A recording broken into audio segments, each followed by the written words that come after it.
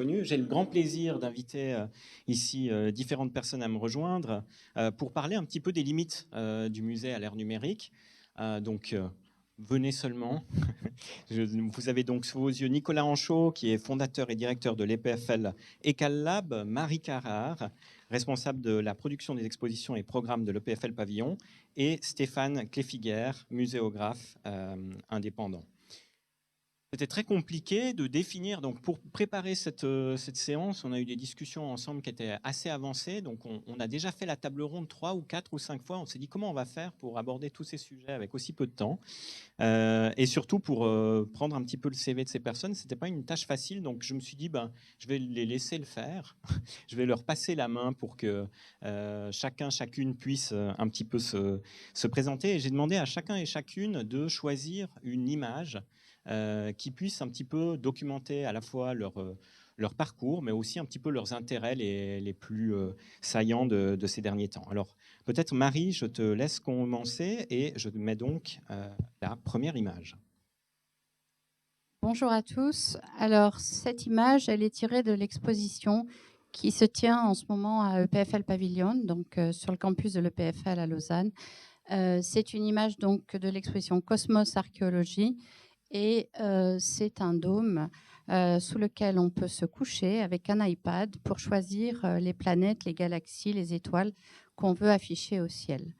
Comme chacun sait, on a toujours aimé regarder les étoiles, se coucher dessous. C'est un petit peu ça l'idée, sans une version numérique.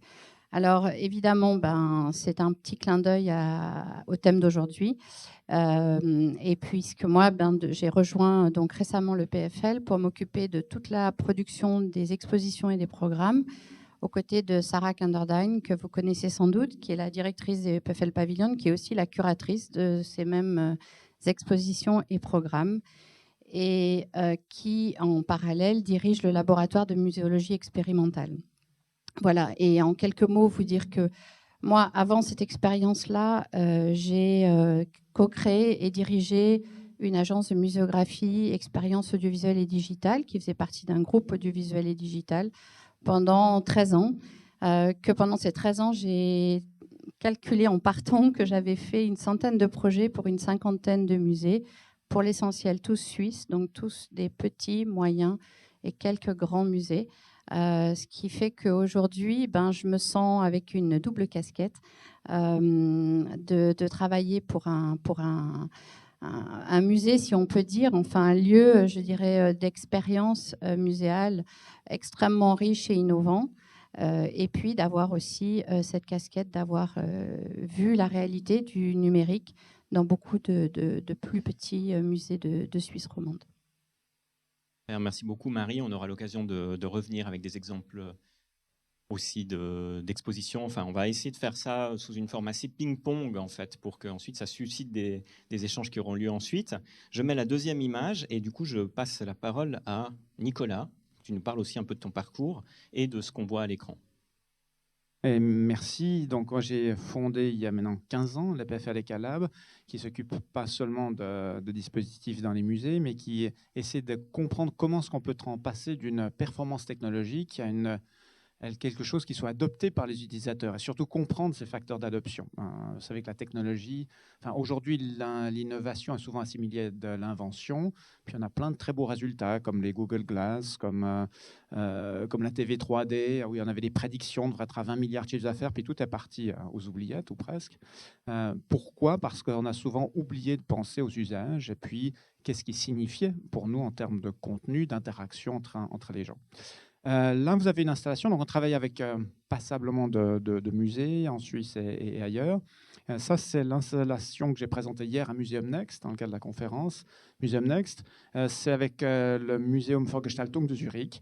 Ils avaient un gros défi, c'est qu'ils ont 360 000 affiches, 50 000 qui sont numérisées, plus de 50 000 qui sont sur le net, en basse résolution, et très peu de gens qui vont voir ça, par quelques chercheurs.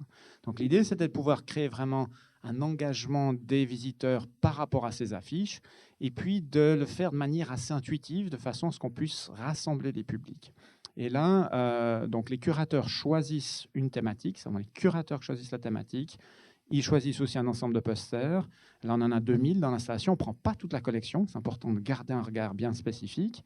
Et puis, donc, ça fait à peu près 8 milliards de possibilités, ce qu'on peut faire entre les écrans.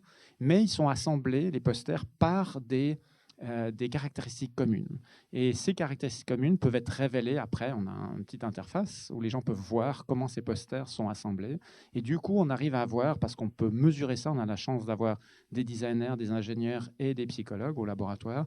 On voit qu'on a un gain cognitif tant chez les novices que chez les experts. Donc, on peut rassembler les publics.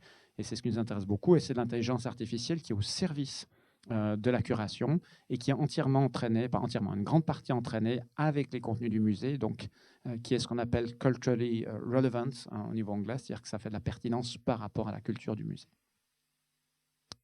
Merci beaucoup Nicolas. On reviendra sur tout ça. Il y a plusieurs termes et thèmes déjà qui apparaissent dans ce cadre.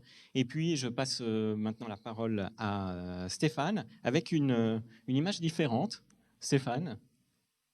Bonjour, alors Stéphane Cléfiguer. Moi, je suis muséographe indépendant. Je travaille plutôt pour des petites institutions à moyenne, pour des musées thématiques, donc des choses où il y a des collections, où il y a beaucoup d'objets, de choses comme ça. Et puis, en fait, ça, c'est une exposition qui a eu lieu à Prangin. Et puis, l'idée, c'était de faire ressortir, en fait, que le musée, pour moi, c'est surtout aussi un lieu. Et puis, le numérique, ça peut être un appui. Mais en fait, je trouve toujours important de pas oublier. Je suis désolé, je ne sais pas très bien comment tenir le micro. Je réalise. Bon, ça joue. L'idée, c'est de vraiment de bien. Enfin, pour moi, surtout, c'est toujours de bien partir des collections et de l'objet, et puis de l'histoire qu'on va raconter autour de ça.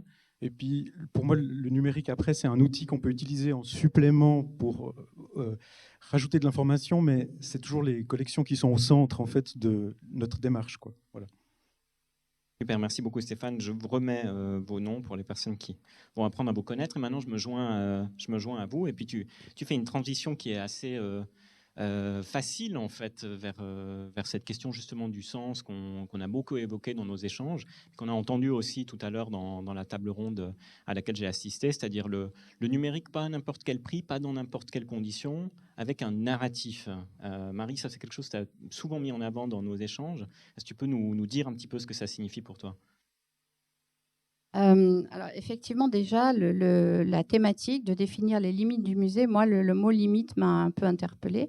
J'aime mieux parler d'opportunités, j'aime mieux parler de champ des possibles. Qu'est-ce que ça ouvre dans le champ des possibles ? Et du coup, qu'est-ce que ça ouvre ? Ça veut dire quel sens on veut donner à cette démarche numérique. Quel sens on peut donner ? Parce que finalement, vous l'avez, je pense, dit, plusieurs d'entre vous ce matin, aujourd'hui, pour moi, le numérique, c'est une boîte à outils.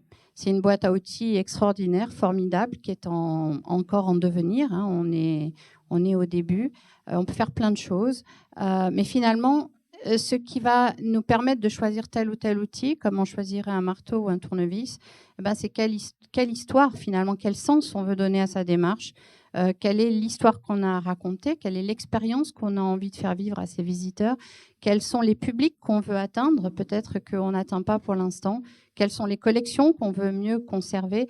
Et c'est vraiment pour moi un point finalement essentiel que de se poser cette question du sens, parce que ce sens-là, il va déterminer les limites ou les opportunités ou le champ des possibles pour vos musées de ce que vous voulez faire avec le numérique. Peut-être que je... Un micro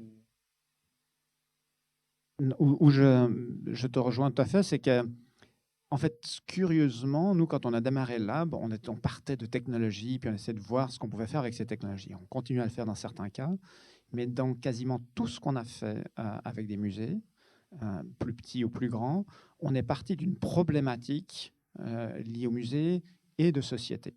On travaille actuellement avec la bibliothèque cantonale universitaire de Fribourg, qui ont des kilomètres évidemment d'archives sur Fribourg, d'images, de cartes postales, de textes, de manuscrits.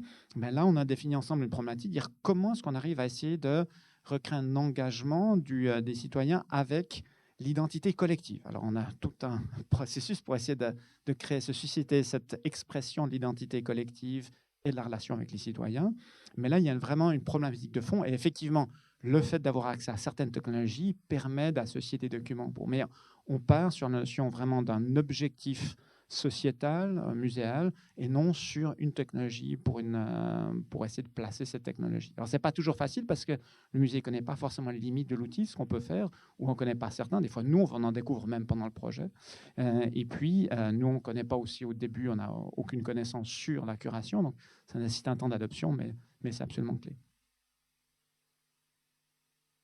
C'est d'autant plus central que quand on échangeait, parce que vous voyez, on pense EPFL, donc tout de suite on peut se dire peut-être potentiellement surenchère technologique, et très vite dans nos échanges, ce qui est sorti, c'est non, mais des fois justement on se trouve dans des situations de freinage, plutôt à dire qu'on aimerait partir sur une démarche différente. Stéphane, toi tu disais, moi je revendique ce rapport à l'objet en fait, et du coup ça veut dire que les questions que je vais me poser par rapport à l'intégration du numérique, elles sont aussi informées par ce rapport aux objets que je vais essayer de mettre en valeur.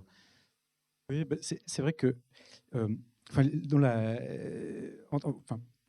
mon travail de scénographe, c'est vrai que pour moi, le premier point à penser, c'est le lieu même, en fait. C'est les murs du musée, c'est l'ambiance qu'on va créer, comment les gens vont se sentir dans l'espace. Et puis après, évidemment, le moteur, c'est la curation et puis la collection des objets. Et puis c'est là où pour moi, c'est comment expliquer ça, le truc le plus important. Je suis désolé, je dis le mot truc. C'est vraiment c'est le visiteur dans le musée en fait. C'est cette présence physique. Et puis du moment qu'on a pensé à ça, si après on peut faire un apport avec du numérique, par exemple, pour effectivement augmenter, permettre de voir des collections de façon beaucoup plus grande pour des affiches ou des choses comme ça, tout d'un coup, ça devient intéressant. Mais c'est quand même cette visite qui est importante, quoi. C'est vraiment ça, pour moi, qui suit le moteur. Puis, voilà, dans la démarche, je trouve qu'il ne faut pas l'oublier. Parce que des fois, on aurait tendance à se dire « Ah, mais on peut rajouter maintenant, dans le numérique, il y a des choses qui sont assez faciles. Et puis, de rajouter des écrans, des choses comme ça. Puis, en fait, on perd le visiteur. C'était un peu dans l'image que je montrais. Le risque, c'est tout d'un coup d'avoir des gens qui commencent à regarder les écrans, puis qui oublient de regarder le lit où dessus, il y a des sculptures et des choses comme ça. Je peux repasser cette... Appuie dessus, peut-être. Je rebondis là-dessus parce que quand on a travaillé sur les archives de Montreux, on a fait redonner vie à ces archives. On est arrivé avec Alice, laboratoire de conception de l'espace de l'EPFL, à créer des écrans qui ont une structure, qui ont une matérialité. Et par exemple, de sortir les gens du noir. D'habitude, dans un home cinéma, vous n'existez pas là-dedans, il y a juste vos yeux, votre cerveau et vos oreilles. Et puis là, on a redonné une matérialité à l'espace immersif, c'est-à-dire que je vois les personnes à côté de moi, je vois l'espace, l'écran a une structure, architecture, a une matérialité, et ça change complètement le rapport entre les gens, parce que quand on monte des archives, c'est aussi les souvenirs, c'est comment je partage ça avec d'autres, et tout d'un coup, on a réussi à créer une dynamique sociale et un rapport au contenu totalement différent, parce qu'on a redonné une matérialité à cet élément numérique juste par la forme de l'écran. Et ça, c'est quelque chose qui est assez facile à faire, qui n'est pas très cher, qui va changer complètement la relation qu'on a avec ces représentations. Donc, cette visite, elle est très importante. Il faut tenir compte de cette matérialité, je pense. Oui, moi, je rebondissais sur ta remarque de quand on s'adresse à l'EPFL, on se dit... on va être dans la surabondance technologique. Et effectivement, on a rebondi sur la question du sens. Mais c'est vrai qu'après, justement, cette question du sens, elle nous amène nécessairement, et elle vous amène tous à des réalités différentes sur comment vous redéfinissez vos limites dans cette ère numérique. Nous, c'est vrai, par exemple, à EPFL Pavillon, c'est plus qu'un musée, c'est, je dirais, un laboratoire de rencontre entre art et sciences et société, qui est porté par quelqu'un qui dirige un laboratoire de muséologie expérimentale et par les labos qui vont être associés à chaque exposition. Par exemple, le laboratoire d'astrophysique pour l'expo Cosmos Archaeology qu'on a maintenant. Donc, c'est vrai que nous, on va être dans une recherche avec la technologie digitale assez avancée en termes d'immersion du visiteur, parce qu'on va effectivement travailler sur la numérisation de patrimoine matériel, immatériel, parce qu'on va travailler sur de l'exploration interactive, par exemple, rentrer dans le cosmos et pouvoir naviguer soi-même pour aller regarder ce qu'on pourrait avoir envie d'explorer, ou parce qu'on va travailler sur l'interprétation que les artistes peuvent faire d'une thématique à partir de la technologie. Donc ça, c'est, je dirais, la vision qu'un espace comme le PFL Pavilion peut apporter sur l'usage de la technologie. Dans mes expériences passées, vous vous adressez à un musée des Beaux-Arts, pour ne pas citer un qui est assez près de nous, qui ne voyait pas tellement l'intérêt de venir ajouter du digital à des œuvres d'art qui vivaient en elles-mêmes. Et puis, à l'inverse, quand j'ai beaucoup travaillé avec des musées d'archéologie, par exemple, on voit très bien que là, il y a beaucoup plus matière à se saisir du numérique pour faire vivre des objets, pour raconter des histoires et pour surtout susciter de l'émotion et de l'engagement du visiteur. Et peut-être dans ce sens-là, c'est aussi quelque chose que je trouve important, c'est que le numérique, c'est pas faire des cartels numériques, c'est pas se dire ah ben génial parce que là on va pouvoir régler la problématique des langues, ça va être facile et puis si on change l'objet dans la vitrine, bon, c'est pas ça. C'est quand même, moi je pense, toujours cette question des limites ou des opportunités, c'est le saisir comme une opportunité pour repenser aussi sa relation au public et pas juste être dans le transmettre, mais d'être dans l'échange. Dans le partage, dans l'engagement, dans l'émotion. C'est des mots un peu surutilisés, mais en même temps qui disent bien aussi un rapport à nos visiteurs qui bouge et qui aussi va se déployer dans l'espace physique qu'est le musée, mais qui va se déployer aussi hors les murs physiquement, dans la ville par exemple, ou hors les murs virtuellement sur site web ou autres plateformes de réseaux sociaux. Et voilà, je pense que cette mutation-là, elle est intéressante à quelque niveau que ce soit, qu'on s'appelle le PFL Pavilion ou qu'on s'appelle un petit musée d'archéologie. Et justement, quand on préparait cette table ronde, moi je me disais, bon ben voilà, les limites du musée aujourd'hui, on peut être dans le musée et sortir du musée avec des expériences en réalité virtuelle. On peut être en dehors du musée, mais quand même être à l'intérieur parce qu'on va pouvoir travailler avec certaines œuvres. Ou au contraire, on va faire des espèces d'aller-retour entre les deux. Et puis, vous étiez quand même plusieurs à me dire, oh là là, calme-toi, hein, faut pas, les casques virtuels et tout ça.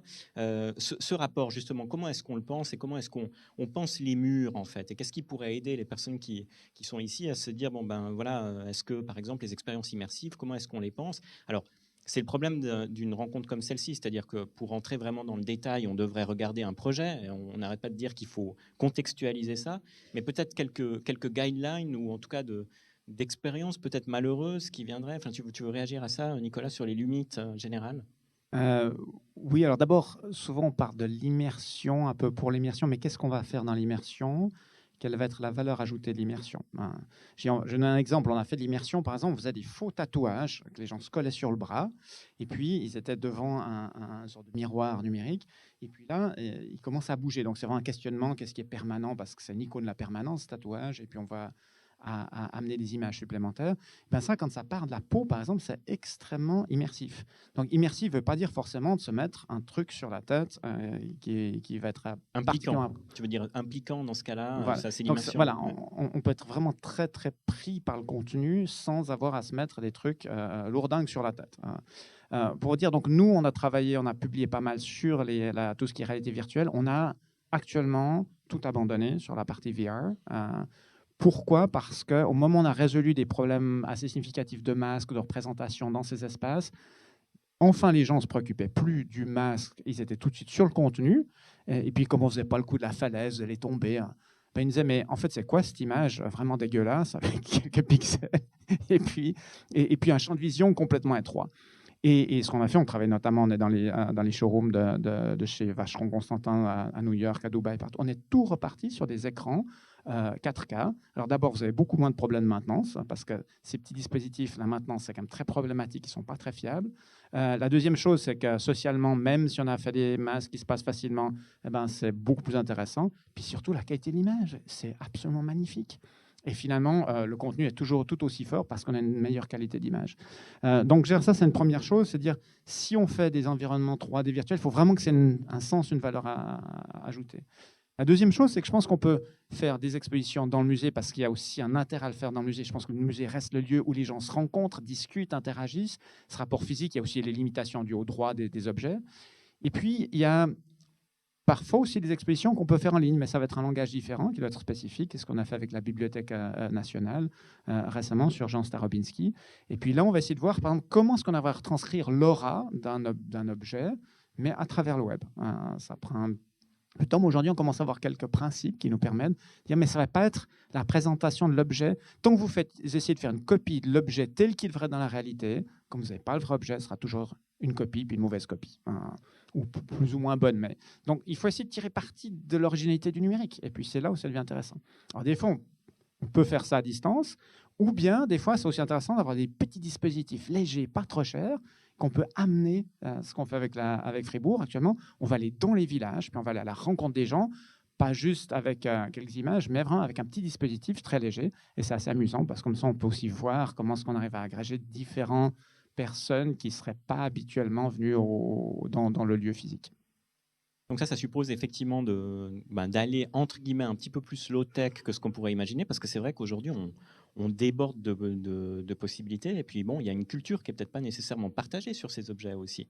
On en parlait, on a entendu déjà dans la table ronde de tout à l'heure que la dimension qui porte vraiment sur les questions de gouvernance, enfin, comment est-ce qu'on fait travailler finalement différentes personnes avec ces besoins qui peuvent être, ou ces demandes, ces attentes par rapport au numérique. C'était important, on l'a resitué à plusieurs reprises, cette notion de gouvernance en fait. Qu'est-ce qu'on peut faire par rapport à ça, et dans ton expérience, qu'est-ce que ça veut dire? Alors, je fais juste je reviens juste sur ce qu'avait dit un peu Nicolas. Au niveau aussi de l'immersion, ce qu'il faut, c'est vrai que c'est un terme qui est, on va dire, galvaudé parce que trop utilisé. Puis, d'une certaine manière, la première immersion, c'est le visiteur qui déchire son ticket puis qui rentre dans le musée.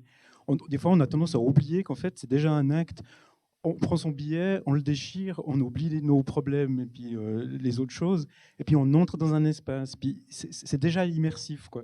Puis c'est vrai que y a pas, enfin, c'est à cette échelle-là qu'il faut penser. Enfin, je trouve que voilà. Puis après, pour revenir, enfin, je tenais à le dire, par rapport à la gouvernance, c'est vrai que c'est, alors pour moi, de mon point de vue en tant que scénographe, ce qu'il y a, c'est que je dis toujours, en fait, on est le premier visiteur d'une exposition. En fait, le commissariat d'exposition a une idée en tête, et puis nous, on va la mettre en forme. Puis c'est à nous aussi de fournir les outils. Donc, il faut avoir la connaissance de tous ces outils-là, de savoir qu'est-ce qui est possible, dans le cadre aussi budgétaire, évidemment, parce que c'est toujours quelque chose d'important. Et puis, c'est de pouvoir fournir ces directions au commissariat d'exposition, quoi. Donc c'est ce rapport-là à la gouvernance, en tout cas pour moi, qui est important. C'est de pouvoir arriver en disant, mais oui, tout est possible, mais après, orienter, quoi. Voilà. Enfin, c'est un peu... Il y a une question qui se pose pour moi en vous écoutant. Enfin, tu l'avais déjà évoqué tout à l'heure, Nicolas, et tu en as parlé aussi avec cette dimension très expérimentale. C'est que finalement, aujourd'hui, on peut développer énormément de dispositifs, on peut lancer des expériences extrêmement variées. Et en fait, comment est-ce qu'on sait aujourd'hui que ça marche, que c'était une bonne idée en fait de faire ça? Comment est-ce qu'on construit des indicateurs pour se dire ouais, ça on devrait le refaire, ou tiens, ça n'a pas marché par rapport à ça? Dans la démarche autant du côté de Pavilions que peut-être du côté de l'Ecal Lab, comment ça se construit en fait ce type d'indicateur? Moi, je vois par exemple à Pavilions, on a, et dans tous les musées d'ailleurs, la première question, c'est la maintenance. Ça marche pas? Est-ce que vous avez un technicien qui doit débarquer tous les 4 matins, ou est-ce qu'en gros, vous n'avez pas besoin de faire de contrat de maintenance parce que ça marche tout seul? C'est bête, mais c'est très important. C'est souvent très sous-estimé dans tous les projets numériques. Le projet doit vivre dans le temps. Alors, comme on le disait à la table ronde précédente, si c'est un projet qui est là pour 1 mois, 2 mois, on ne le vit pas par la même manière, on ne le conçoit pas de la même manière que s'il doit vivre longtemps. Mais voilà, quelle que soit l'échelle de temps, pensez à l'usage, en fait, qui est pas malveillant dans les musées, mais qui malgré tout est je dirais pas forcément très précautionneux. Le deuxième indice, c'est effectivement de pouvoir faire des retours d'expérience. Nous, par exemple, on développe à EPFL, c'est EM+, donc c'est le laboratoire de Sarah Kenderdine qui développe en ce moment un projet qui s'appelle Muse, qui est vraiment un projet pour intégrer le retour d'expérience des visiteurs. Voilà, c'est peut-être deux premières pistes que je peux livrer. Et Nicolas, tu en as peut-être d'autres. Oui, alors pour nous, c'est extrêmement important. Si on a soit on prend des éléments qui sont éprouvés, des principes qui sont connus dans le domaine numérique. Si on va sur des choses plus innovantes, c'est absolument essentiel pour moi de regarder qu'est-ce que les gens ressentent. Il y a le côté émotionnel et il y a le côté cognitif. Si le côté cognitif n'est pas présent, ça veut dire que vous êtes juste en concurrence avec Pixar et, je sais pas, Disney Studios, puis ils ont beaucoup plus d'argent, puis ils ont aussi beaucoup de talent. Donc c'est important d'avoir les deux, et on peut observer ça. Donc, on a des campagnes assez détaillées là-dessus, qui nous permettent, sur un nouveau principe, de vraiment avoir une bonne idée. Des fois, on a eu des surprises avec des vernissages, c'était le cas de l'exposition Soulage, par exemple, où au vernissage, tout le monde trouvait ça magnifique, on plongeait dans des pigments 3D, de Pierre Soulages, etc. En fait, quand on a fait une mesure avec des vraies personnes qui venaient visiter l'expo après, il n'y avait plus le verre de sang champagne à l'ouverture, les gens n'avaient rien compris. Donc notre truc, c'était épatant, mais ça servait à rien pour comprendre Soulage. Et puis après, on a vu en fait que c'était en fait pas un très gros problème. C'est juste qu'on mettait l'aspect cognitif en même temps qu'un aspect immersif très fort et émotionnel très fort, et les deux l'aspect émotionnel oblitérait l'aspect cognitif. Et juste en décalant dans le temps les deux éléments sur différents supports, on arrive à trouver une solution. Ce qui est intéressant, c'est quand on est capable de faire du sens, et ça on l'a vu notamment avec Montreux, une installation qui a plus de 10 ans, qui a 11 ans aujourd'hui, qui avait gagné le prix du Design Prize Schweiz. Mais aujourd'hui encore, on a des producteurs de musique, des musiciens, des gens qui viennent la voir. Elle n'est pas obsolète, alors que les dispositifs dedans, techniquement, sont obsolètes. Donc je pense que quand vous faites du sens, ça peut tenir très longtemps. Après, il faut avoir des astuces, c'est-à-dire, comme vous avez vu dans l'exposition qui est pour Zurich, là, le curateur peut chaque année dire on va prendre un nouveau set d'images, 1500, 2000, ça lui prend quelques jours pour les sélectionner. Nous, il y a une journée de travail d'ingénieur dessus et puis 15 jours de calcul, mais ça coûte en fait c'est assez peu d'argent, ça c'est vite fait. Et vous avez en fait une nouvelle exposition sur le même principe. Une telle exposition, très probablement, comme on a des gains cognitifs et émotionnels sur l'ensemble des publics qui sont là, on peut dire que ça va probablement durer très très longtemps. C'est comme le livre, le livre n'est pas obsolète, pourtant ça fait plus de 500 ans qu'on l'a. Mais parce qu'il y a du contenu qui fait du sens. Donc je pense que c'est ça qui est intéressant. Je mentionnais là le lien aussi avec d'autres corps de métier, c'est-à-dire les psychologues, etc. Moi, j'aimerais bien les garder là pendant des heures, mais je vois que le temps avance, on est déjà à 54. Tu voulais ajouter quelque chose, Stéphane? Alors, j'ai vu que Marie, tu réagissais à ça? Alors, je vais dire différents petits points.